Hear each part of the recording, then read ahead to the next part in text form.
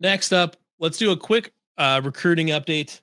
So we'll go with the bad news first. Saturday morning, like 8 o'clock in the morning, like a couple hours before, a few hours before that game started.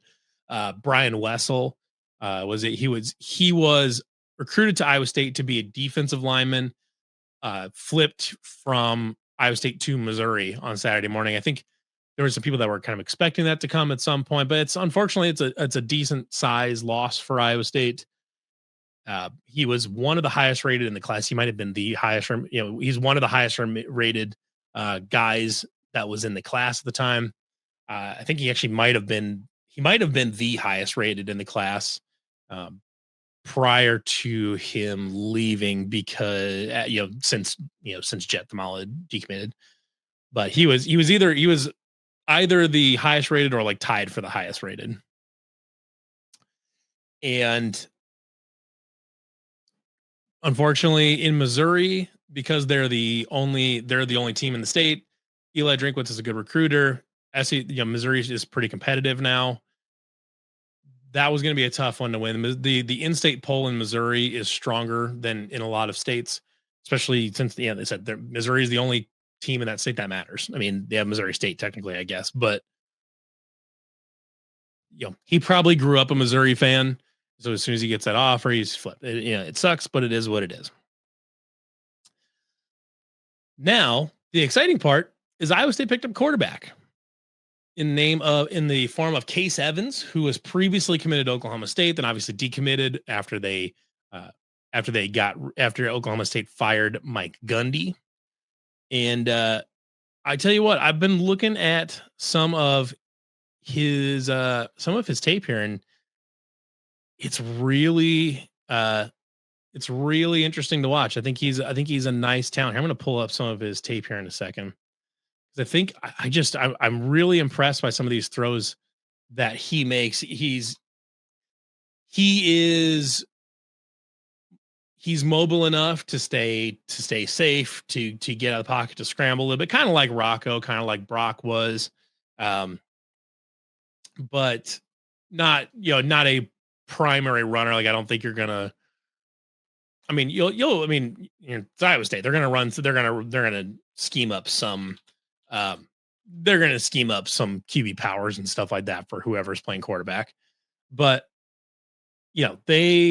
he's good enough as a runner to kind of get where he needs to be and take care of himself. But let me pull up his. He just the other day, and granted, I mean, as always, these are highlights, so you're not going to get his incompletions, his interceptions, and stuff like that. You're not going to get all that, but I do want to take a look and so you can at least see what he does really well, and it's very easy to see.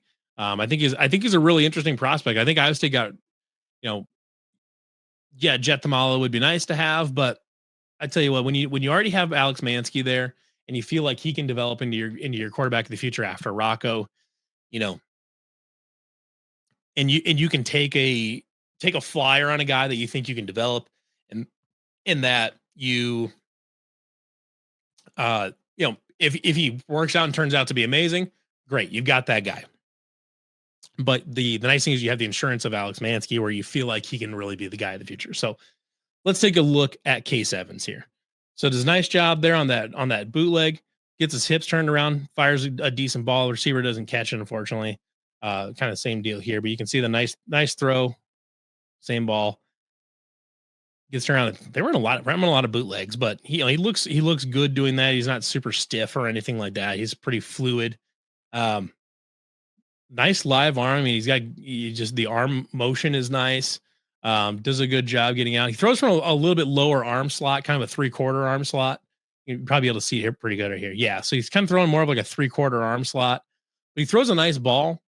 Uh, this seems like a guy that can really develop. He's got a decent arm there. Good ball. Guy was wide open, but stood in the pocket. That's a tough spot right there to throw out of. Really, because he's backed up against against the end line in the back of the end zone, and he's got a guy right in his face, and he delivers a really nice ball. It's a great throw. He steps back. Eventually, you'd like to see this delivery shorten up just a touch, but it's not such a long delivery that you're worried about it really. I don't think it's like a point of concern. So much as just like if he wants to continue to get better at what he does, you know, that's a thing he can work on. But you can see right there. I mean, he's not slow. He's mobile enough that he can take a bootleg, throws a decent ball there. Um, Man, that's a nice lead ball to the outside on that out route. He just throws it. He throws a nice ball. He's got a good live arm.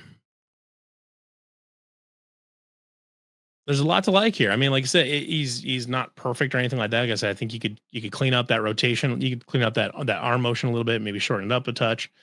But I mean, that's good touch right there. I think this is a really nice guy to have in the program. Yes, yeah, you hope that like as with any Iowa State quarterback, yeah, they need to be they need to have good leadership traits. They need to be tough, um, and all that. But I think from what I can see there, that seems like a guy that absolutely has the chance to develop into a really nice quarterback prospect, and a guy that if that I think he'll get an extra.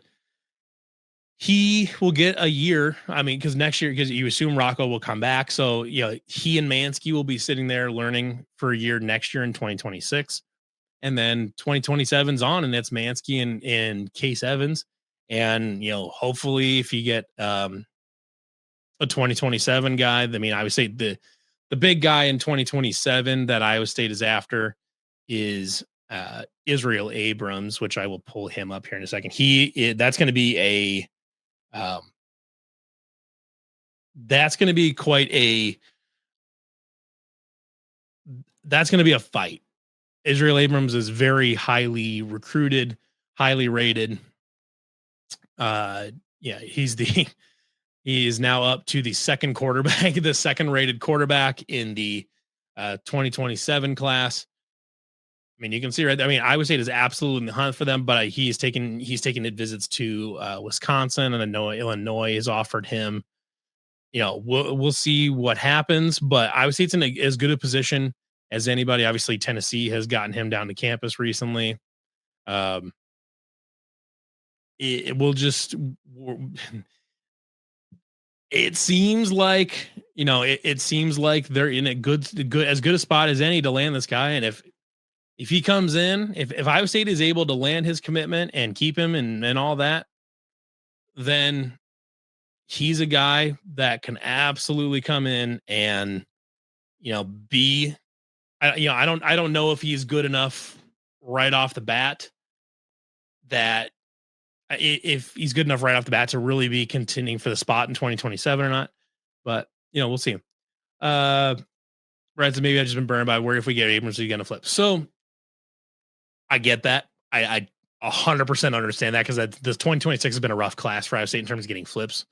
But here's my plea to you to not be as concerned about that. When we were on Jet Thamala, when we got his commitment, he was kind of like a high 3-star guy. After we offered him, and this was like after he like committed and all this, that is when he blew up into an Elite 11 guy, came up into a 4-star and all this. So, he was sort of undiscovered at that point, and then Alabama comes in. Israel Abrams is already the second quarterback, the second rated quarterback in the class. He is under nobody's radar. Everybody that matters knows who Israel Abrams is. There is no like if Iowa State is able to if Iowa State is able to get his commitment, to me, it's only because somebody else showed up with another bag that they weren't ready to offer before.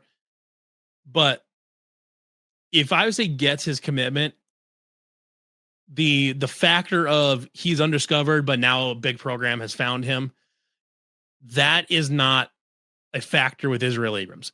Everybody knows who he is. He is the second rated quarterback in the class. I mean, that is, you can see it right there. He's the second rated quarterback in the class. There is no blue blood on this planet that does not know who Israel Abrams is. So if Iowa State were able to go in and get him, I mean, look, I mean, he doesn't have offers from all of the blue bloods necessarily, but this is this is a guy that if we can get him, I'm not as worried about him flipping because I think this would be a kid that um, is he's a known elite prospect. This isn't a Jet Thamala situation or a JJ McCarthy situation where Iowa State was in first and then everybody else figured it out later. Um, so I'm not saying it can't happen. I'm not saying Iowa State is going to get Israel Abrams. What I am saying is that they're currently in a good spot to potentially secure his commitment at some point. And if they are able to do that, I think there's a lot of reason to believe that they might be able to hang on to him. Um, that's a guy that, when you're that highly rated, you are expected to at some point be an NFL quarterback, which means he will have money at some point. And right now, Iowa State now has a reputation in the NFL because of Brock Purdy that Iowa State's quarterbacks are worth taking a look at.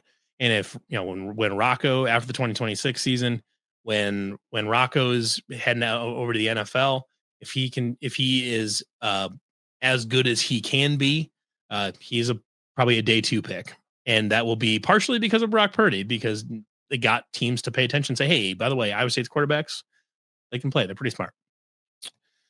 So Iowa State is currently in the process of establishing a lineage of quarterbacks to the NFL. And, Alex Mansky is hopefully in that lineage, and Israel Abrams absolutely could be in that lineage at some point. So we'll see. I don't know. Like, so this is probably, I mean, I believe he would be the highest rated, I'm pretty sure he would be the highest rated commitment of all time. So he would be just above JJ. So he's 9.619. He would be just short of Allen Lazard. So he would be the second best recruit, the second highest rated recruit in school history, just after Allen Lazard. Unfortunate graphic here. 4-star JJ is now at Appalachian. He finished at Appalachian State. Joe Skates at Memphis. Hunter Deo at Bowling Green. Hunter Deckers, Iowa Western. Jarrell Brock didn't finish with the program. JJ Bass didn't work out. But fortunately, this guy worked out. And I guess sorry, I don't have it on screen. But yeah, an unfortunate graphic right here. Yeah, definitely really great. Iowa State Hall of Famer, long NFL career. Didn't work out. Didn't finish. It could have been good, just didn't work. He had the gambling thing. Didn't work out. Don't know yet. Didn't work out. Gambling thing was good. Maybe not high 4-star good, but funny though that Iowa State's got 2 JJs in the top 3. But so unfortunately, not like an awesome track record there of high end recruits. Oh my gosh, you go back here to like the early McCartney, you go back to the McCartney days. Didn't work out. He was okay. Could have been good. Was good. Now he's at Maine. Greg Gaines, at Maine, Rhode Island. He's at Rhode Island. I don't even know if he's actually doing anything at Rhode Island or not, but he was supposed to be good. Jake Campos was good. There's Jeffrey Roberts though. That's fun. He's having a nice year for Dowling. So anyways, all this is to say that Iowa State is got still some potential good players to get for 2026, and they're in the hunt for some really, really nice players in 2027 to where they can have one of the best, they have the targets, and they're in with some 2027 guys that could end up making that the best class in school history. If you get Israel Abrams, if you can get Landon Blum, if you can get Slagle, the offensive lineman from Grinnell, if you can get that trio, that would be incredible, especially with some of those Omaha guys you got there. Even though Jet's not in there now, but if you got those, tossing there with the class from Omaha this year, Will Slagle. is a composite 90. Landon Blum's a composite 90. Tate Wallace is a composite 90. Savion Miller, composite 88. Gavin Stecker, composite 88. You know, these are all just Iowa. These are just kids from Iowa that Iowa State has a decent shot at. So we will see. But even through a rough 2026 cycle, there's still hope, and I do believe Case Evans is a talented kid that if he can get a good grasp on the offense and he shows good leadership, that he absolutely can be in the running to compete for the job when Rocco's done. So that's kind of really where I'm going with that. So okay,